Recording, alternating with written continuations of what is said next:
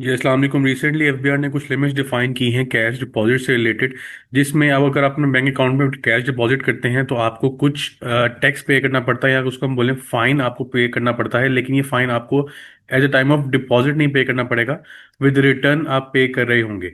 और ये किन लोगों के ऊपर अप्लाई होगा इसके ऊपर आप डिस्कशन करेंगे, और ऐसी कौन सी अमाउंट है जो अगर हम बैंक में जमा करवाएं उसके ऊपर टैक्स अप्लाई नहीं होगा, वो कितनी अमाउंट है कि जो बैंक एक्सेप्ट करेगा विदाउट एनी टैक्स डिडक्शन। तो इसके रिलेटेड दो सेक्शन हैं, सेक्शन 165 एक है, और सेक्शन 21 सब सेक्शन एस है जो नया इंट्रोड्यूस करवाया गया। इसमें लिमिट्स कुछ डिफाइंड है कि आप कैश कितना डिपॉजिट करवा सकते हैं बैंक अकाउंट में, कि आपको कोई एक्स्ट्रा फाइन या एक्स्ट्रा टैक्स ना पे करना पड़े। सेक्शन 165 अप्लाई होता है आपका बैंक्स के ऊपर। बैंक्स ये डाटा कलेक्ट करके एफबीआई को प्रोवाइड कर रहे होते हैं। इसमें डिफरेंट लिमिट डिफाइंड है, कैश विड्रॉल से लिमिट भी डिफाइंड है, कैश डिपॉजिट्स की लिमिट भी डिफाइंड है। इसके अलावा जो आप प्रॉफिट रिसीव करते हैं उसमें कितना आपका टैक्स विद होल्ड होता है वो एफबीआर को रिसीव होती है इन्फॉर्मेशन।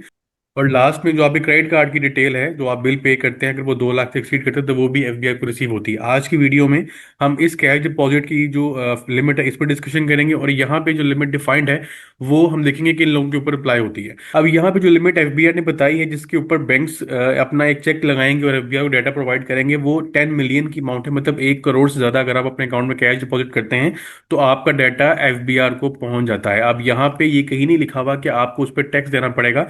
सिंपल ये बताया गया, अगर किसी अकाउंट में कोई एक इंडिविजुअल 10 मिलियन से ज्यादा पैसे जमा करवा रहा है एक महीने में, कैश जमा करवा रहा है, फंड ट्रांसफर या जो आपकी चेक पेमेंट है उसके ऊपर कोई मसला नहीं। कैश अगर आप डिपॉजिट करवा रहे हैं बैंक अकाउंट के अंदर, तो वो फिर आपको एक ट्रिगर करेगा बैंक को, और वो हाईलाइट कर देगा एफबीआर को कि ये बंदा 10 मिलियन की जो अमाउंट है वो एक्सीड कर चुका है और ये हाई प्रोफाइल कैटेगरी में शामिल हो जाएगा।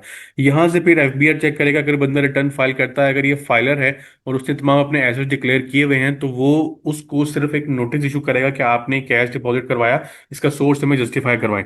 अगर वो नॉन फाइलर होगा तो सबसे पहले एफबीआर उसको ये नोटिस करेगा कि आप अपनी रिटर्न फाइल करें, और आगे भाई इतने एसेट्स कहाँ से आए हमें फिर सोर्स भी जस्टिफाई करना है। तो यहाँ पे वो रिटर्न फाइल करने को भी कहेगा और सोर्स जस्टिफाई करने को भी कहेगा, जबकि यहाँ पे सिर्फ वो सोर्स जस्टिफाई करने को बोल रहा होगा। तो ये तो एक लिमिट है फॉर रिपोर्टिंग पर्पस, या उसके ऊपर नया चेक लगाने के लिए, टैक्स नेट को बढ़ाने के लिए। जो 21 सबसेक्शन एस में लिमिट बताएगी वो 2 लाख रुपए की है, कि आप 2 लाख से ज्यादा का कैश अपने अकाउंट में जमा नहीं करवा सकते। अब ये जो एक लिमिट है ये सिर्फ बिजनेस इनकम के ऊपर अप्लाई होती है।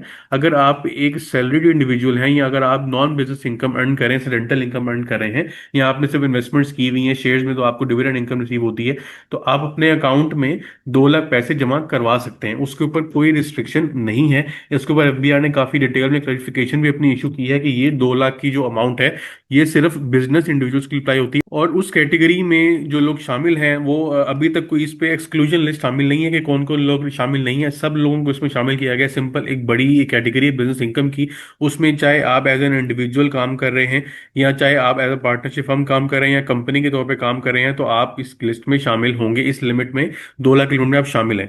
अब यहाँ पे जो बड़ा मसला आ रहा है वो रिटेलर्स और जो एक छोटे ताजर हैं उनको मसला आ रहा है, क्योंकि उनका कस्टमर जो है वो कैश बेसिस के ऊपर उनको पेमेंट कर रहा होता है, और जब वो अपनी पेमेंट जमा करवाने जाते हैं अकाउंट के अंदर, तो बैंक उनको रिफ्यूज कर देता है कि मैं आपकी पेमेंट को एक्सेप्ट नहीं कर सकता, क्योंकि आपकी अमाउंट 2 लाख से एक्सीड कर रही है। तो इसके ऊपर एफबीआर ने क्लैरिफिकेशन ये दी है कि कुछ काफी जो लोग ये एक अफवाह फैला रहे हैं मार्केट में कि 2 लाख से ज्यादा कैश जमा करवाएंगे तो 20.5% का जो टैक्स है वो आपका डिडक्ट कर लेगा बैंक, जबकि ऐसा नहीं है। ये कोई नंबर लॉ में डिफाइंड नहीं है, ये लोगों ने खुद से अपने कैलकुलेशन की।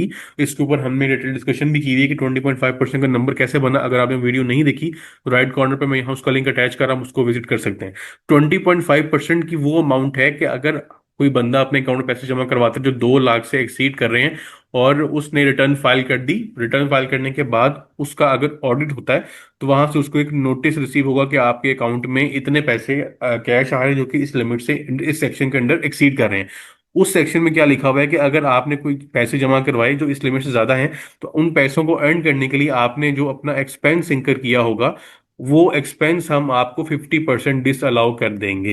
इसका मतलब है कि अगर आपने 2 लाख रुपए जमा करवाए और 2 लाख के अगेंस्ट आपने जो अपना एक्सपेंस इंकर किया उसको अर्न करने के लिए वो 1 लाख रुपए है, तो आप अपनी इनकम टैक्स रिटर्न में 1 लाख रुपए का खर्चा जो क्लेम कर रहे थे वो एफबीआई कह रहा है कि मैं इसको 50,000 अलाउ करूंगा, बाकी 50,000 आपकी इनकम में ऐड हो जाएगा और वो उस पर आपको टैक्स जमा करवाना पड़ेगा। अब टैक्स जो है वो 29% तो एक नॉर्मल टैक्स है जो कंपनी यूजली पे करते हैं, उसके ऊपर आपका 10% का सुपर टैक्स है और 2% का WWF है। टोटल ये तकरीबन 41% बनता है। इसको आप डिवाइडेड बाय 2 करें तो ये 20.5% निकलता है, जो कि ये अमाउंट यहाँ पे रिफ्लेक्ट करी। ये कहीं लॉ में डिफाइंड नहीं है, सिंपल एक रफ कैलकुलेशन। अब अगर आप देखें इंडिविजुअल के लिए ये रेट 29% नहीं होता, ये स्लैब रेट होता है। इसी तरह पार्टनरशिप फर्म के लिए भी ये स्लैब रेट होता है। तो ये टैक्स का जो जो एक नया एक रेट बताया जा रहा है, ये बिल्कुल गलत है, लॉ में कहीं नहीं बताया गया, सिंपल एक कैलकुलेशन है। तो अगर आप अपने बैंक अकाउंट में पैसे जमा करवाने जाते हैं, चाहे आप बिजनेस इनकम अर्न करें या कोई भी इनकम अर्न करें, बैंक आपके अकाउंट से पैसे नहीं काट सकता अनलेस के एफबीआई कोई नोटिस उसको ना रिसीव हो या कोई ऑर्डर उसके आपके अगेंस्ट उसको ना रिसीव हो रहा हो। तो आप अपने अकाउंट में पैसे जमा करवा सकते हैं, चाहे आप बिजनेस इनकम अर्न करें हैं चाहे आप दूसरी इनकम अर्न करें। सिंपल एक आपको, जब आप अगर बिजनेस इनकम अर्न करें तो आपको उसके ऊपर एक माइंड में होना चाहिए कि आपको इसके अगेंस्ट नोटिस आ सकता है और ऑडिट के अंदर आपसे पूछा जा सकता है कि ये आपने जो पैसे जमा करवाई है कि आपने लिमिट ज्यादा क्यों करवाए, और उसके अगेंस्ट फिर आपको हर चाहे वो डिसअलाउ कर सकता है। तो ऐसा नहीं है कि बैंक आपको टैक्स विद होल्ड करेगा और आपके अकाउंट से पैसे वो काट लेगा। तो ये एक मिसअंडरस्टैंडिंग है जिसको हमें क्लियर करने की जरूरत है। इसके ऊपर एफबीआई ने काफी डिटेल में अपनी क्लैरिफिकेशन भी इशू कर दी है। तो ये रिसेंट अपडेट थी रिगार्डिंग द अमाउंट जो आप अपने बैंक अकाउंट में जमा करवा सकते हैं जिसके ऊपर कोई आपको टैक्स पे नहीं करना पड़ेगा। तो ऐसी कोई भी अमाउंट नहीं है जो आप बैंक में जमा करवाएं उसी वक्त आपका कैश विद होल्ड कर लिया जाए।